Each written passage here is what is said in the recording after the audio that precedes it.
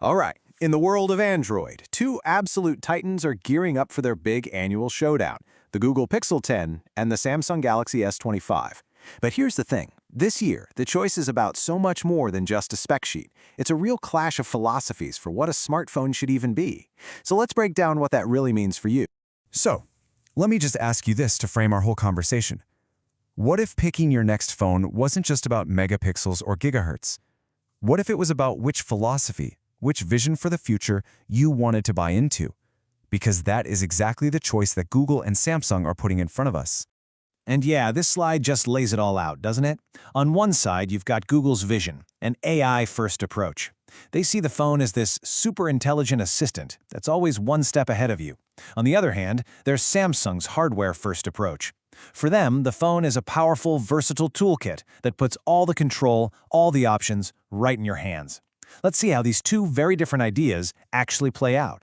Okay, so let's kick things off with the battle of the brains, the processors. These are the engines that power these devices, and this is where those core philosophies, well, they start to get really obvious. First, a real quick explainer. We're going to be talking about the SoC, which stands for System on a Chip. The easiest way to think about this is like it's the phone's brain and central nervous system all rolled into one. This single chip handles literally everything from running your apps to powering the AI to processing your photos. And it's here that Google and Samsung have made completely different bets. So what this all boils down to is this. You've got Google's own custom-designed Tensor G5 chip going head-to-head with Qualcomm's Snapdragon 8 Elite, which is specially tweaked just for Samsung's Galaxy phones. And this table makes it crystal clear these chips are built for totally different things. One is laser-focused on AI and camera smarts, and the other is all about raw, unadulterated power. So let's dive into Google's Tensor G5. Now this is a big deal because it's their first chip made by the absolute best in the business, TSMC, and it is all about AI. I mean, it has a 60% more powerful unit just for AI tasks and a custom image processor. Google isn't trying to win benchmark scores here. They're building a specialized engine to power these crazy smart exclusive features, like Magic Q, which can pull up info you need right when you need it. And then you have Samsung. True to form as a hardware giant, they're going with the undisputed performance king, the Snapdragon 8 Elite. If you're a heavy gamer or you're running really demanding apps, this chip is an absolute beast. It just crushes the charts when it comes to raw power. For anyone who just wants maximum speed and horsepower, this is the one, no question. All right, now let's see how this all translates to the next battleground, the camera. And this is where that whole software versus hardware debate becomes impossible to ignore. It's also where your personal experience could be night and day depending on which phone you pick. And this comment from a Reddit user, Bulky Approval, just hits the nail on the head for so many people. They're talking about a super common frustration with Samsung trying to capture real-life moments, especially with moving targets like kids. This sets the stage for our camera comparison perfectly. So you're left with this real photographer's dilemma, right? Do you go with the Pixel 10, which is famous for its point-and-shoot magic?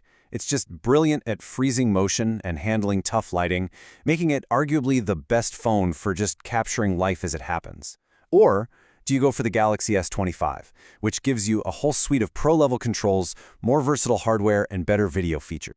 But when you look at the actual hardware, well, the story gets kind of weird, honestly. For the very first time, the base model Pixel 10 gets a 5x optical telephoto lens, which is awesome, and actually beats the Galaxy S25's 3x zoom. But in a really strange move, the main and ultra-wide sensors on that same base Pixel are a step down from last year. Meanwhile, Samsung is just sticking with the exact same camera setup they've been using since the S22. So you've got this bizarre mix of progress and just standing still on both sides.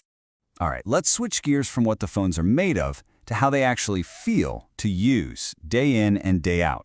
This brings us to software and the user experience, and no surprise here, it's another place where their philosophies completely split. So what you're choosing here are two totally different flavors of Android. With the Pixel 10, you get stock Android 16. It's that pure, clean, simple experience exactly how Google designed it to be. The Galaxy S25, though, runs One UI 8. Now, it's built on Android, but it's this feature-packed powerhouse of customization on top. It's basically simplicity versus endless options. So life with the Pixel, it really is all about that purity. You're going to get a cleaner interface with these buttery smooth animations and way less pre-installed bloatware, all those extra apps you never asked for. Plus, you get those exclusive AI features baked right in. For a lot of people, this is just what Android is supposed to feel like. On the flip side, life with the Galaxy is really for the power user. I mean, Samsung gives you an insane amount of control. You can dive deep into customization with their Good Lock app, or even turn your phone into a desktop computer with DeX. It's also got this really tightly integrated ecosystem with its watches and earbuds. If you love to tinker and tweak every little setting, this is your playground. Now here's something really important. There used to be a huge difference here, a big win for the Pixel, but now it's a dead heat. Both Google and Samsung are promising an industry-leading 7 years of OS upgrades and security updates. This is fantastic news for everyone, because it means that either phone you pick is a really solid, secure investment for a long, long time. Okay, let's get down to the nitty-gritty, the stuff that matters every single day. Let's talk about the daily grind. How do these phones actually hold up when it comes to battery life? And how do they feel in your hand? I mean, just look at the numbers. On paper, this should be a total knockout for the Pixel 10. It's packing a massive 4,970 milliamp hour battery.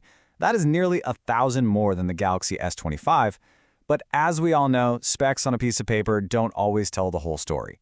And here's that reality check. A Reddit user talking about their S25 is just deeply frustrated, getting only 3.5 hours of screen on time. They call it completely unacceptable.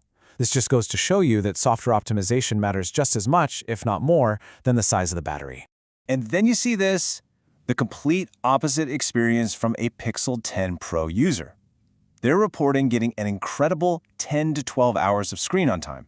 This almost certainly comes down to Google's software smarts and that new, efficient Tensor chip. It is a huge, huge real-world difference. But what about how they feel in your hand? This is where Samsung has a clear, undeniable advantage. The Galaxy S25 is way more compact and a lot lighter than the Pixel 10. We're talking over 40 grams lighter. And that's not a small number. You will absolutely feel that difference every single time you pick it up. If you hate big, bulky phones, the S25 is one of the last true compact flagships out there. All right, so we've been through a lot. After all of that, how in the world do you actually choose your champion? Well, it all comes back to matching your personal priorities with the right philosophy. Let's just boil this all down into a super simple decision matrix. It goes like this. Choose the Google Pixel 10 if you care most about getting best-in-class still photos, having clean and smart software, and getting all-day marathon battery life. But you should go for the Galaxy S25 if what you value is raw gaming performance, having the maximum amount of customization, and a phone that's compact and light. Which brings us right back to where we started. It's not really about which phone is better. It's about which vision you want to carry around in your pocket. Do you want an intelligent assistant that tries to simplify your life? Or do you want a powerful toolkit that you can customize and shape into whatever you need it to be? The choice is yours.